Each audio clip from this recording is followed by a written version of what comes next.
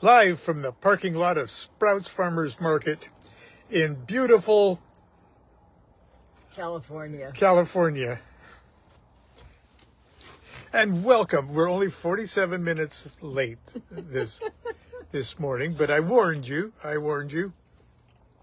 And it's a wonderful day, and I'm being possessed with words of power.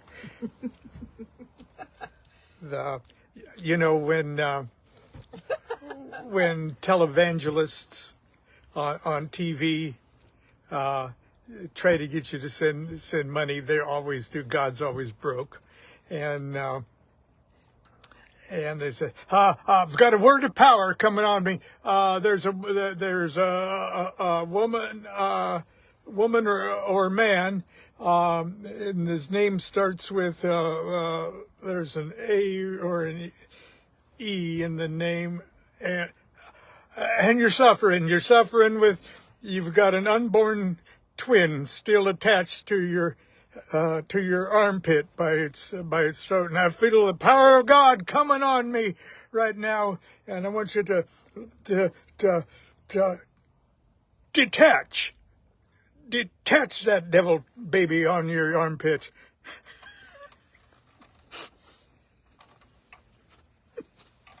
He's only had coffee, I swear. That's my. Well, he did have some tea this morning too. I'm snapping out of it. Oh. If your unborn twin has just dropped from your,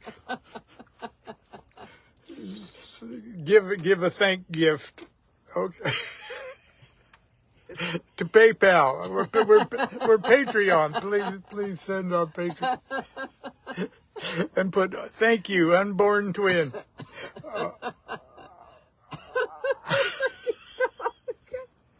Why is he doing this? Because he said a word when we were driving up something, and he meant the word Broadway for the street, but I swear he said the word Rockwood. Can I turn this around to you now? Why?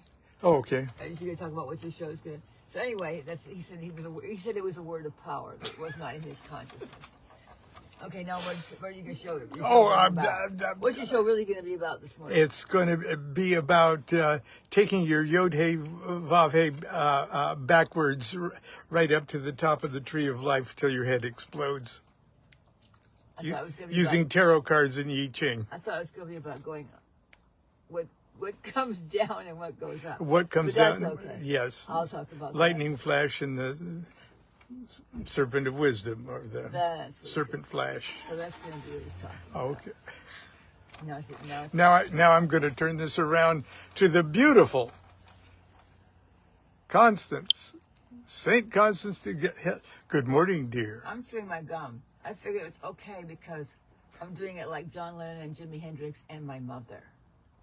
Your mother also chewed tobacco.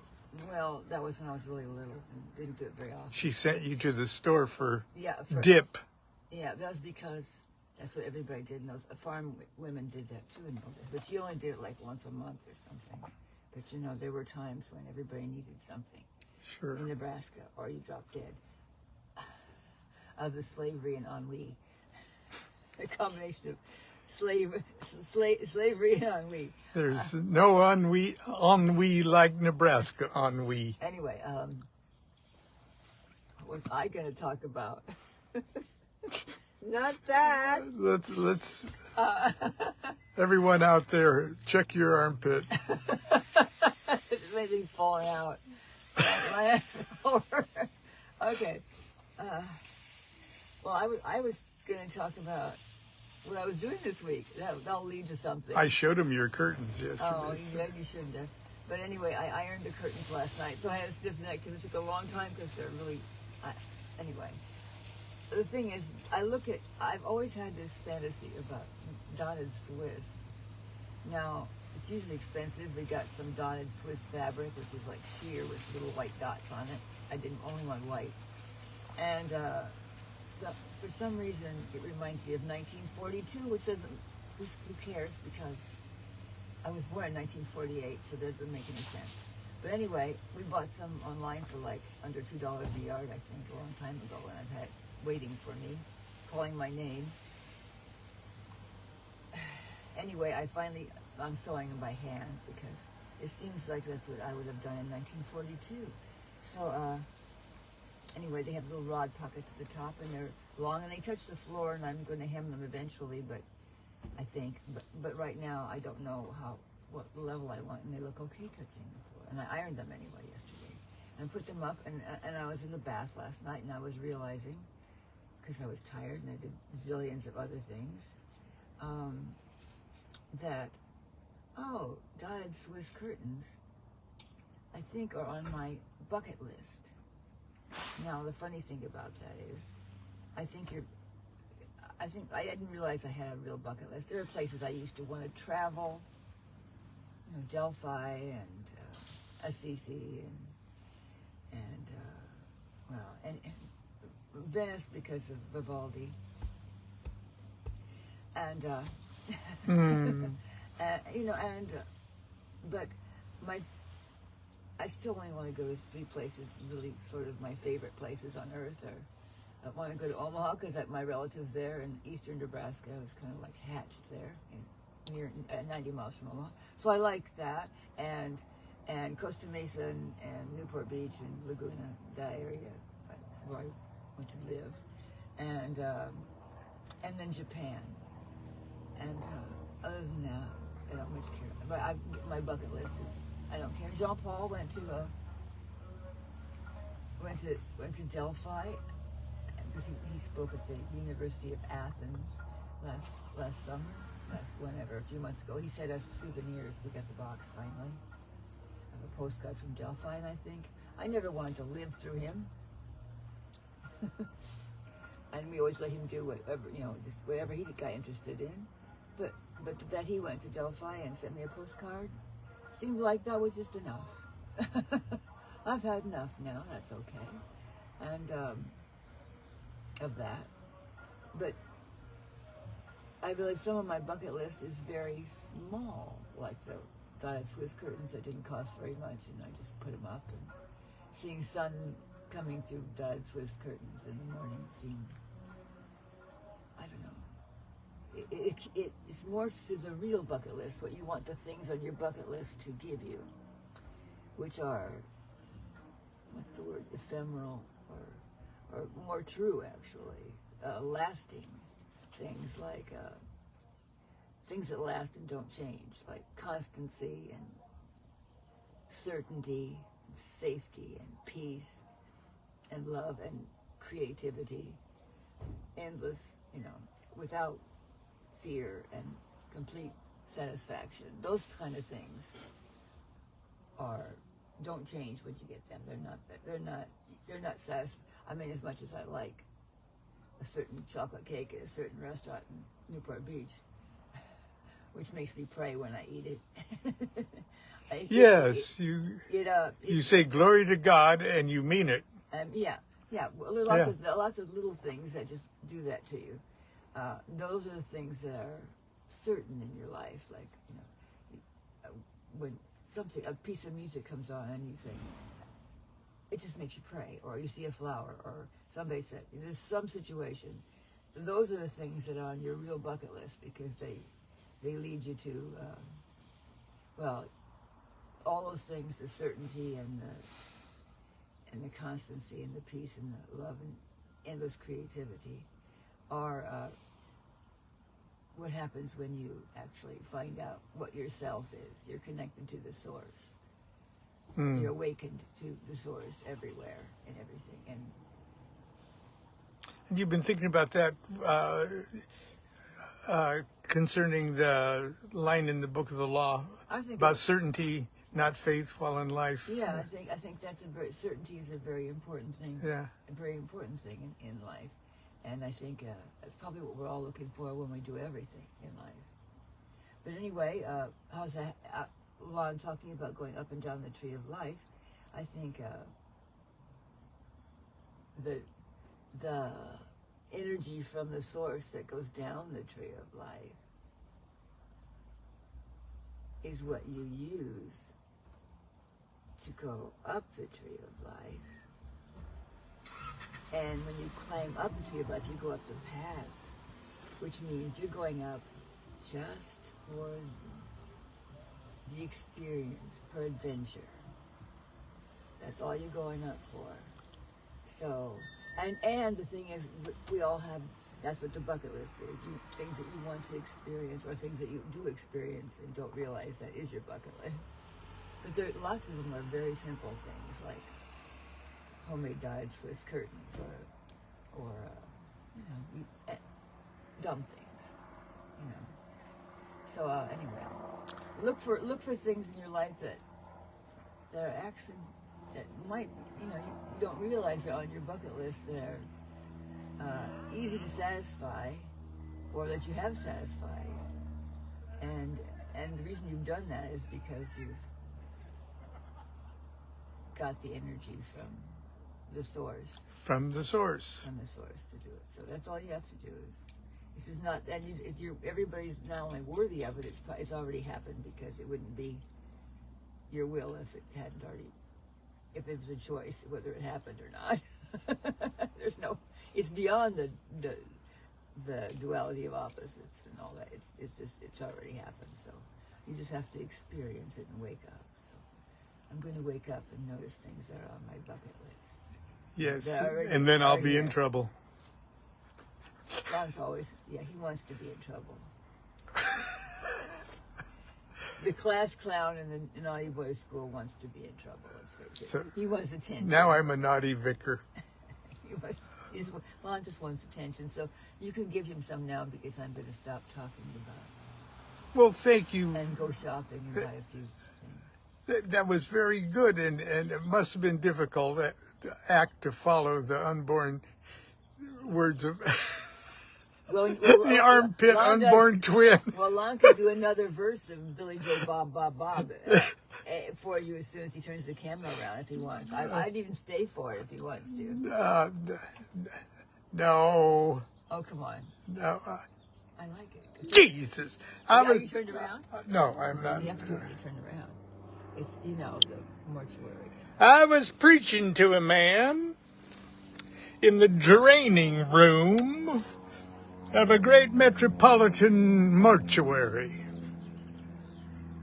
That pretty much is the end of it. And that's where I got this suit. Okay, now for the real thing. Now let's get serious. Thank you very much. Thank you, sister. You teach on that, honey. I'll teach on that. No, I feel the word of power coming on me. Okay, you just feel that word of power come down from heaven and rest in the center of your body. And you can take all of it, because it's endless. You can be as greedy as you want here. Yes. And then you just and let it go through your whole body into everyone else who meets you. And then you put it down, and you shoot it down through your feet to the roots, to the center of the earth, and give it to everything down there. And then the center of the earth gives you something back, and it comes back up and rests in the center of your earth, because it's endless, and you can take greedy and take all of that you want, and then you send that up and you feed heaven. So just keep doing that with every breath you take and every exhale and inhale, and you'll just be just like it says in the Emerald Tablet of Hermes. Oh, okay. Yeah. Well, I thought I made that up. Or never mind. Bye-bye. Oh, no, that's... I can't seem to. The words of speaking of words of power coming on, folks. I can't really leave, can I, today? It's cold in there. I have a sweatshirt. It's like the source is a giant. No, don't let him. Stop him. Stop him. Giant filling station, and you fill up your tank at number 1, right. And then you glide. Bye, sweetheart. You just turn off the engine and glide all the way. Glide. All the way down to 10, and by the time you hit 10, you got a full tank, and you use the gas that you've filled up in number 1 to get you back up the tree, back up to the filling station. I have a feeling I will probably delete this morning's nonsense. Anyway, yes, I do have a little something to share. First of all, what got me going on this train of thought is that today's within a 30-degree period that is ruled by the Prince of Discs, okay? And Crowley writes wonderful things about the Prince of Discs. Prince of Discs represents the airy part of Earth, including the fluorescence and fructification of that element. He rules from the 21st degree of Aries to the 20th degree of Taurus. The figure of this prince is meditative. That's going to be significant in a second. He is the element of Earth become intelligible. Okay, Earth, discs, intelligible prince, the Vav of Yod-He Vav-He in the world of discs.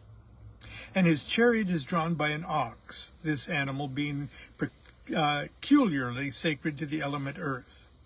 In his hands, he holds a disc, which is an orb resembling a globe marked with mathematical symbols, as if to imply the planting involved in agriculture.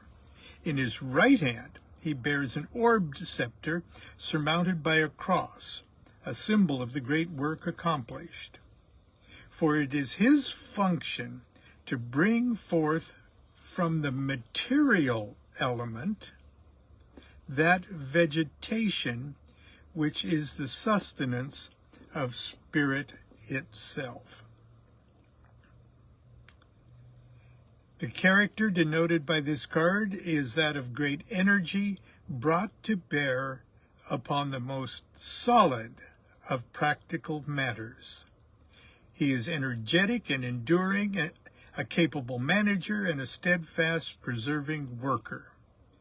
He is competent, ingenious, thoughtful, cautious, trustworthy, imperturbable. He constantly seeks new uses for common things and adapts his circumstances to the purposes in a slow, steady, well thought out plan. Okay, it goes on to say he's almost without emotion, but in a good way. In some people see his slow, earth-like things as he's being sort of dull and stuff.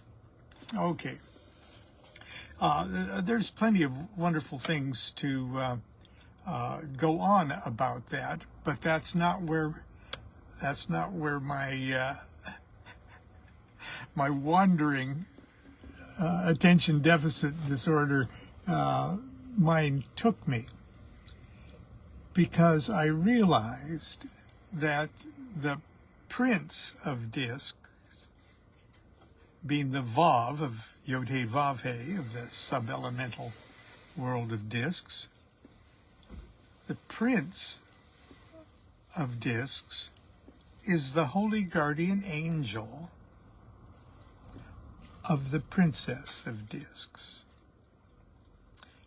And the Princess of Discs is the most magical of all the tarot cards.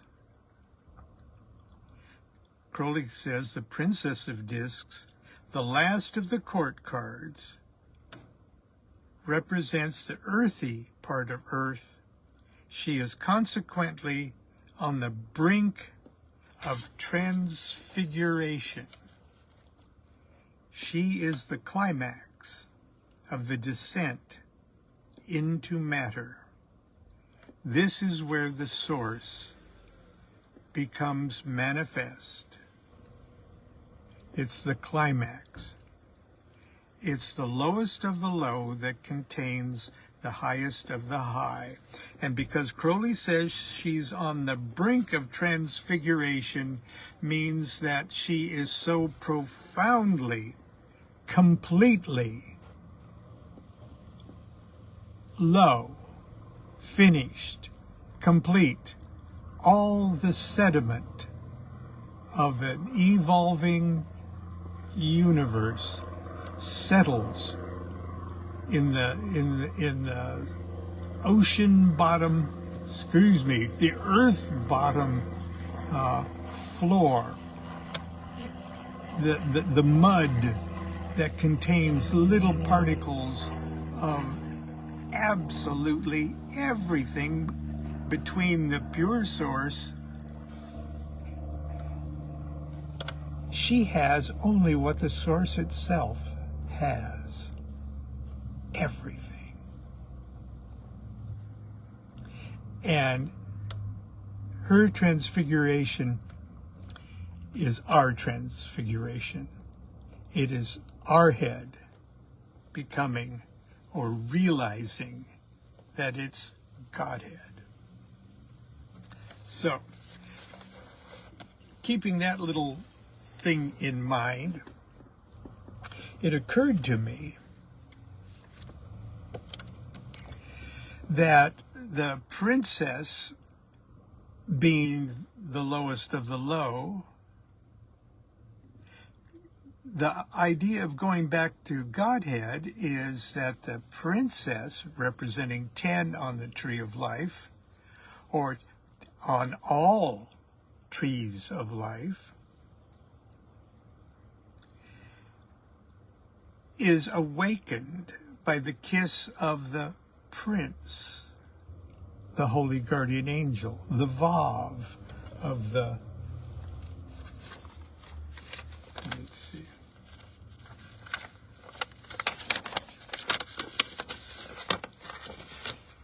here, the Vav. And they marry, the prince and the princess. He awakens her with a kiss, and he becomes princessized, and she becomes princeized. When you gain knowledge and conversation of the holy guardian angel, you become angelized, but your angel also becomes you-ized. You become a different character, and that different character, it's not like you completely blend into one. The magic ingredient of your combination turns you into a mother. The princess becomes a mother, making the prince a king. That is the Yod-He Vav-He formula. King marries queen. They have twins. Prince, princess. Princess marries prince. He knocks her up with everything. Knocks her up with creation. And as the mother, once she's a mother, the prince has become a king. And the whole thing's an alternating current. Yod-He Vav-He, He Vav-Yod, He Vav-He Yod. Now, keeping that He Vav-He Yod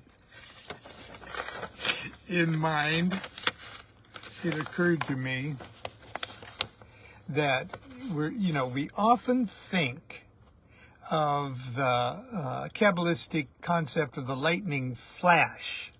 Okay, the flash that comes from the source, number one, and flashes down the tree of life, 1, 2, 3, 4, 5, 6, 7, 8, 9, 10, and that our return or awakening back to that primal source is seen as the serpent of wisdom that climbs the paths from the bottom of the tree up the 22 paths of the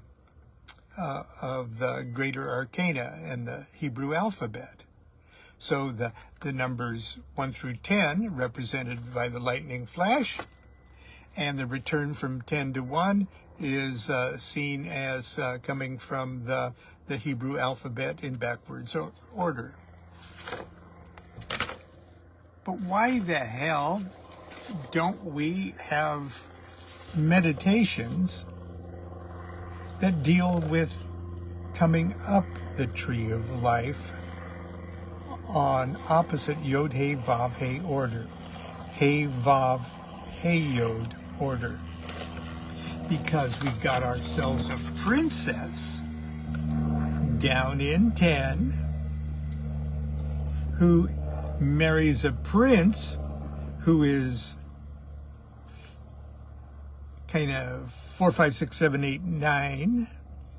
That's his principality, but he's really got his headquarters there at number 6. She becomes a queen, number 3. And he becomes the king, 2, 1. And if we do it that way, our climb up the tree of life would go meditations on princess, prince, to the queen of discs, to the knight of discs. Then, next higher world is the world of Yetzirah, Vav. So after your meditation on the knight of discs, after you've hit the source, number 1, in the world of discs, the next meditation is in the world of swords. So you start off as the princess of swords, and your holy guardian angel is a prince of swords, making you the queen of swords, making him the knight of swords. You see where I'm going with this? Then when you've accomplished that meditative level, after you've broken into that second level of membrane of return to Godhead, you awaken as the Princess of Cups, awaiting the kiss of the Prince of Cups, who will make you the Queen of Cups, and you make him the Knight of Cups. And then finally, from the Knight of Cups meditation, you go into the 4th part and awaken as the Princess of Wands, awaiting the kiss of the Prince of Wands, who will impregnate you, making you the Queen of Wands, and you making him the Knight of Wands. So the meditation is a 16-part meditation going from the Princess of Discs all the way to the Knight of Wands. Okay, that's what that second cup of coffee did this morning. Now, what are some ideas of what a meditation like that would entail? Well, I got an idea. Each of the 16 court cards represent fire of fire, water of fire, earth, air of fire, earth of fire for wands. And so in other words, they're sub-elemental mixes. Little Yod He Vav He's inside a big Yod He Vav He that represents the suits and the Kabbalistic parts of the soul and the 4 Kabbalistic worlds. And there's also 16 Yi Ching hexagrams that of the 64 hexagrams, there's 16 of them that are those sub-elemental breakdowns. Fire of fire, water of fire, earth of air, etc. And there's Yi Ching hexagrams and commentaries that go for each of them. What if you set about going on a meditative trip up the tree of life from the Princess of Discs all the way up to the Knight of Wands,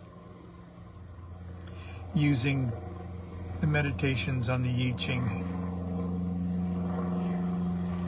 Now, you think, well, there's no time to do that this morning, Lon. You wasted your time on the words of power and the unborn twins in armpits. Now, it'll be a snap. If you have a Yi Ching, you can figure this out yourself. If you're keeping notes or can play this back, the order of your meditation would be Yi Ching hexagrams going from bottom to top, 52, 53, 31, 62, 18, 57, 28, 32, 41, 61, 58, 54, 27, 42, 17, and finally 51. Now, I know that sounded boring, but here's what they are. Princess of Discs, you start off with 52. Keeping still, the mountain.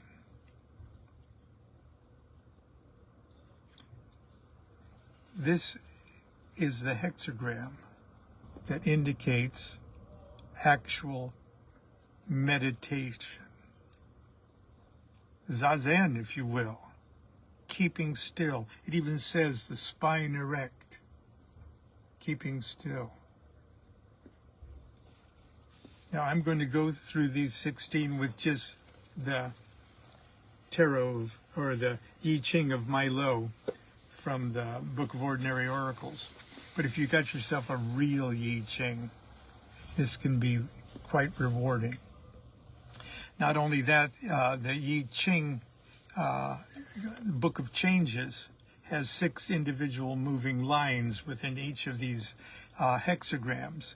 And as they move from one hexagram to another, you can also see the commentary on the line that moves, that takes you one step higher to get even a richer message. But for right now, this is what the climb up would be. Starting with the Princess of Discs, going to the Prince, going to the Queen, going to the Knight. Princess, keeping still the mountain. Find a quiet place away from people and noises. Forget your body for a while. Go inside and meet yourself. Keep focused on the present situation. Thinking beyond that will only burn you out and waste your time. She's waiting to be awakened by the Prince of Discs, who is 53. Development or gradual progress. Now remember, we're down in the element of Earth, the in-your-face world of Asiya, your own physical body even, okay? Prince of Disc, 53. Development, gradual progress. Slow but sure, no need to be hasty, be patient. Proceed gradually, one step at a time. Progress remains stable and strong by growing slowly. Now the Prince and you have been married, making you the Queen, and here's the Queen of Discs, which is number 31. Influence or wooing. Mutual attraction. Courtship, not seduction. The man's on his knees, but the woman is in control. You've just become the Queen. Be happy to give people your advice, but don't act like a know-it-all. That's okay. Now, you becoming the Queen have made him the Knight or the King. And that's number 52. Preponderance of the small. Remember, we're in the lowest of the Kabbalistic worlds. Keep your expectations low. Don't expect big things to come out of this. Concentrate on the little stuff. Keep it simple and unpretentious. Do the correct thing in the correct way at the correct time. That's what the Knight of Discs has. So we've just come from the final Hey to the Vav to the Hey to the Yod. And now we're entering into a brand new world. That was the world of the Saya down in the world of discs. Now we're going up into Yetzirah, the mental or the intellectual world. But you're a princess. Okay, you're at the bottom there. And the Princess of Swords would be number 18. Work on what has been spoiled or decay. What somebody ruined, somebody can fix. Study the cause, fix it, then watch for a while to make sure it works. That's my crazy little interpretation. She's waiting to be awakened by the Prince of Swords, which is 57. The gentle, penetrating wind. Success through small, subtle, but persistent means. Don't freak people out by acting unexpectedly. Gently prepare them for your actions. But the gentle, penetrating wind, okay? It was Gabriel that appeared to Mary and knocked her up, okay? It was the wind of impregnating spirit into material form has always taken the image of wind, okay? Penetrating wind, okay? Well, once the Prince of Swords and the Princess of Swords have united, she becomes the Queen of Swords. Number 28. Preponderance of the great. Things are fast reaching the breaking point. Revolution is not required, but start creating a transition strategy. Her being a queen makes him a knight or a king. And that's 32. Duration. Marriage. Remember, there's 64 hexagrams in it. All are different than these, okay? Marriage. The courtship is over. The man gets off his knees, but the woman is still in control. Living force and energy, enduring because it's flexible. Moving, yet stable like the stars. Okay, from the Knight of Swords, the awakening is to the lowest part of the world of cups as princess. And the Princess of Cups is 41. Decrease. A downturn in the economy. Less stuff, less time, less energy. Don't get mad. Make it simpler. Make it an art form. And I have to think about the dotted Swiss curtains and the art form that Princess Constance makes from a downturn in the economy.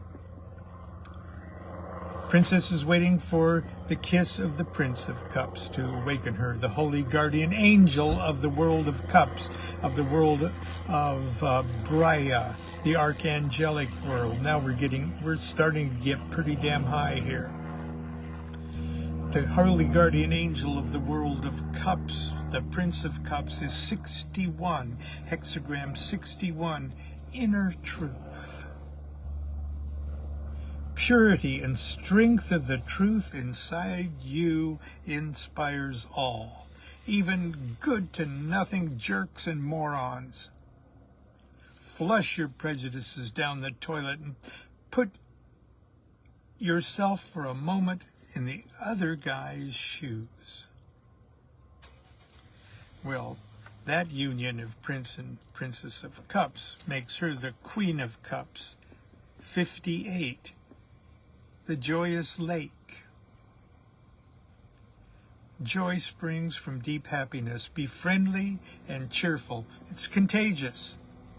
Enjoy gatherings with happy and intelligent friends. Have fun and learn from each other. Her being the Queen of Cups has made the Prince the Knight of Cups, or the King of Cups.